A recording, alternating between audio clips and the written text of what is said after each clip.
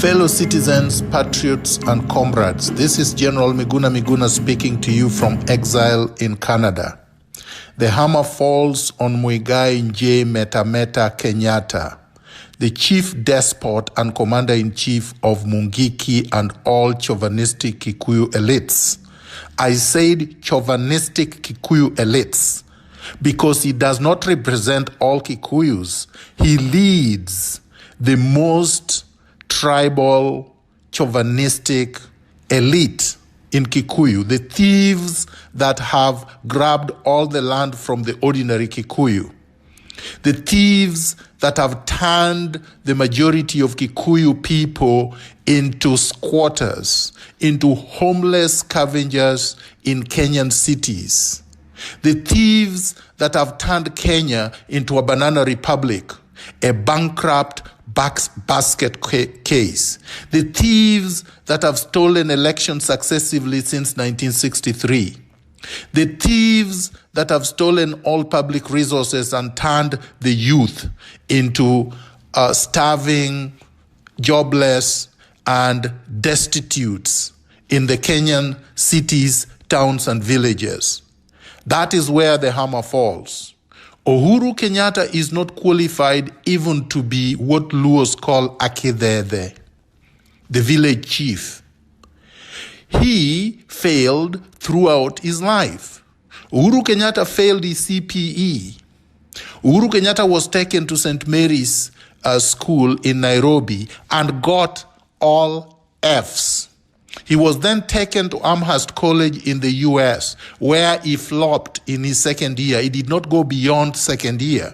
Uhuru Kenyatta did not graduate in 1985. That's why Amherst College does not have his name in its graduating directory of 1985. That's why Amherst College has not put his name up like it does all its alumni. That's why Amherst College has not hosted him or celebrated him as quote-unquote a successful former student, like it always does all its most successful students, like all foreign universities do. In fact, foreign and local universities do. There is no university or college that does not celebrate its former student who becomes a president, a legitimate president. Amherst College has not celebrated this man because he is a failure. Uhuru Kenyatta is even a failure within the Kenyatta family. He was once given a restaurant and bar to run in Hurlingham, and he spent all his time smoking ganja, taking drugs, drinking, and basically playing around until the business went under. Uhuru Kenyatta was then put on a stipend by Muhoho Kenyatta, his younger brother. He was given handouts on a daily basis so that he could spend most of his time drinking in Githurai. Uhuru Kenyatta, by the time Moi plucked him from obscurity and imposed him on Kenyans as a nominated member of parliament, after Arap Toh had been forced to relinquish his nominated MP's position, was nothing, was a nobody, had never held a job, had never earned a living, had never had any experience, had no certificate, not even a primary school certificate. Uhuru Kenyatta has messed up Kenyans' lives, has messed up the country, bankrupted the country, because he has never managed even a chicken coop. Uhuru Kenyatta is not capable of managing even a chicken coop, where chickens lay eggs and defecate. This is a patented failure that has now been put on Kenyans by force, by some despotic, chauvinistic Kikuyu elite that are in charge of the military and intelligence in Kenya. Somehow, somebody wants to convince Kenyans that a Kikuyu must be the president or prime minister or head of all important institutions. The treasury, the military, the intelligence, the civil service, the Attorney General's chambers, State House, Arambe House, everything that is important is allegedly supposed to be headed by a Kikuyu. Yet there is nothing unique about being a Kikuyu elite. There is nothing unique. We have all gone to school with Kikuyus, including Kikuyu elites. They don't do better than us in school. In fact, it is always known that a lot of the so-called rich Kikuyus never crack it in school, never crack it in professional institutions, never crack it in business, never crack it in professional life. Some of the best lawyers are not Kikuyus. The best scientists are not Kikuyu elites. The best accountants are not Kikuyu elites. The best engineers are not Kikuyu elites. The best doctors are not Kikuyu elites. There is nothing uniquely edifying about being a Kikuyu elite. Just like being a Luo elite, being a Luya elite, being a Kalenjin elite, being a Pokomo elite. An elite is just an elite. That's it. Throughout history, the history of Kenya, the children of the poor have done much better in everything than the children of the rich. But somehow, they want to artificially make it look like money is leadership. Money is not leadership. Raw power does not give anyone vision. And Uhuru Kenyatta lacks vision. Article 142(2) of the Constitution of Kenya says, the term of president shall not be for more than 2 terms. No person shall hold office of president for more than 2 terms. Muigai Metameta has been an illegitimate president of Kenya since 2013. He was imposed, or he imposed himself as the president of Kenya in 2017 through electoral fraud. And he remained president through brute force. Uhuru killed Chris Msando. Let Raila and his zombies not lie to Kenyans. Uhuru Muigai Kenyatta killed Chris Msando. He killed Chris Msando after torturing him and mutilating his body because he knew he did not win the election. The conman Raila Odinga won the election. That's why I swore him in. I swore him in so that we could get electoral justice. But the conman is so cowardly that he refused to take power. He refused to even be a titular head of a movement to transform Kenya, which is what NRM was. NRM Kenya was formed to transform Kenya, to make it into a merit-based society, to stop people like Metameta from institutionalizing impunity, and to stop the plunder that has been going on since 1963. NRM Kenya was formed to ensure that equity prevailed, to ensure that merit prevailed in public service, that integrity becomes the overriding value in public service. NRM Kenya was formed to ensure that we would not be suppressed and repressed by oligarchs, by elite chauvinists like Uhuru Metameta. But Raila Odinga feared that transformation because he knows that his children and family members are so inept, are so mediocre, just like Uhuru Kenyatta's, are total failures, and that the only way they can maintain their artificial privilege and wealth is to continue with the dysfunctional, mediocre, tyrannical regime that Uhuru presides over.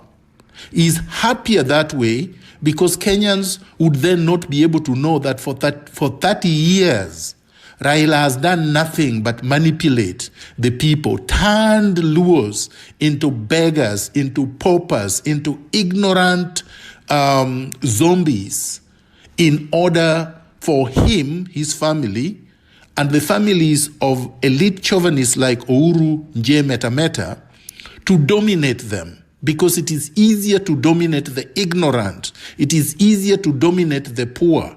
It is easier to dominate the jobless. It is easier to dominate the homeless. It is easier to dominate the destitute. That is what Uhuru and Meta are doing. They are using the BBI to manipulate the people, to blindfold them into thinking that somehow this is an instrument to fight Ruto. Ruto all of a sudden has emerged as the face of corruption. Yet we all know that the Kenyatta, Moi, Odinga family and other families that have been in KANU for more than 50 years have looted and plundered Kenya to the tune of hundreds of trillions. It's not comparable to what Ruto has stolen. He's a thief, yes. I've said that many times. And yes, we must stop Ruto, but we must stop Ruto starting at the top with Uhuru Meta. We must stop Uhuru Kenyatta from mutating into a life despot, which is what he wants to be. Raila Odinga is happy even to be Uhuru's cook, or Uhuru's kitchen cleaner, or Uhuru's toilet cleaner. Raila Odinga is very happy even if he were to be nothing but a puppet running around like a peacock with no power, like he doesn't have power right now. He's very happy as long as the fundamental structure of the Kenyan state is not going to be transformed. Raila Odinga suffers from low self-esteem, just like Uhuru Kenyatta does, because they have not, they have been failures throughout their lives. As I have said repeatedly, Raila Odinga did not finish primary school. He left grade or standard 6 after beating up a teacher, hitting a teacher with a stone at Maranda Intermediate and being expelled. The teacher was called Oremo. Raila was expelled.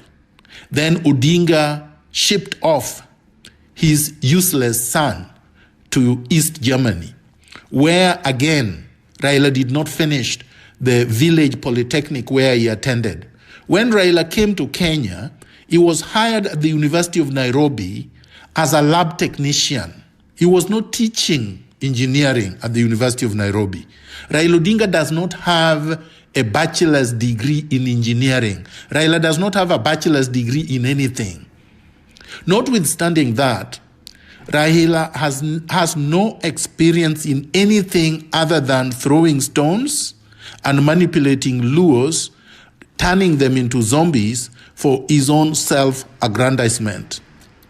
The point here is this.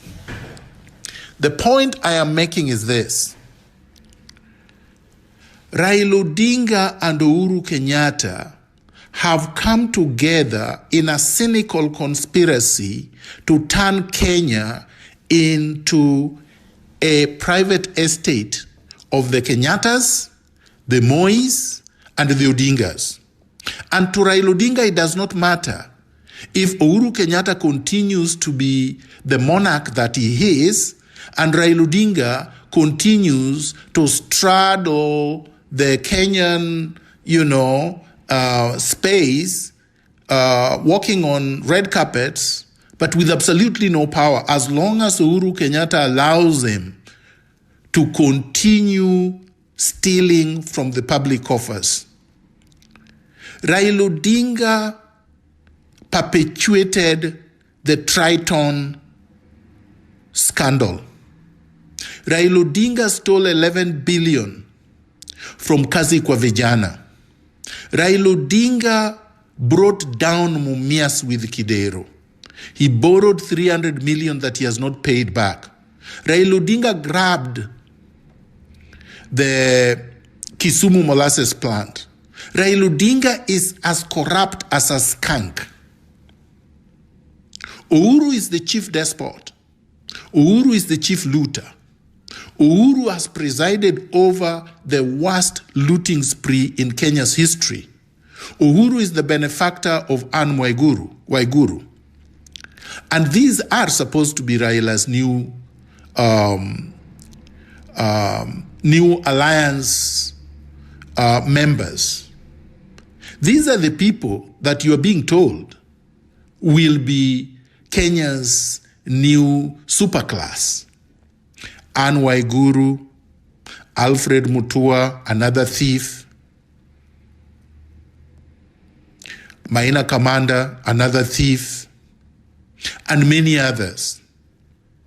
Kenyans must say no to this cynical ploy, because we know that the BBI handshake was a private arrangement between Raila Odinga and Uhuru Kenyatta to perpetuate impunity, to institutionalize impunity.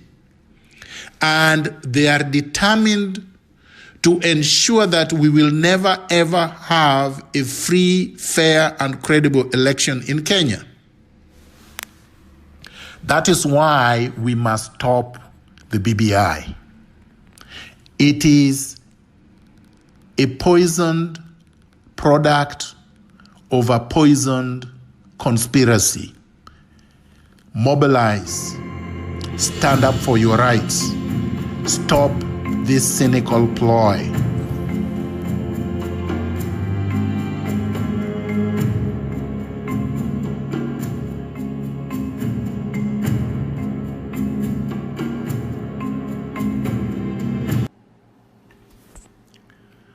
In case you'd like to order my books, for those who are in the continent of Africa, Asia, the Middle East, you can go to www.nuria.co.ke.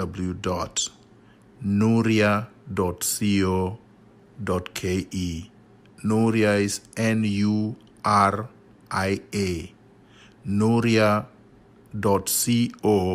Nuria.co.ke.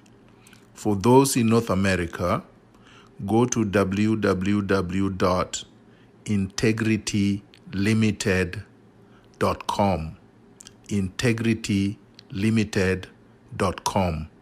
Thank you very much.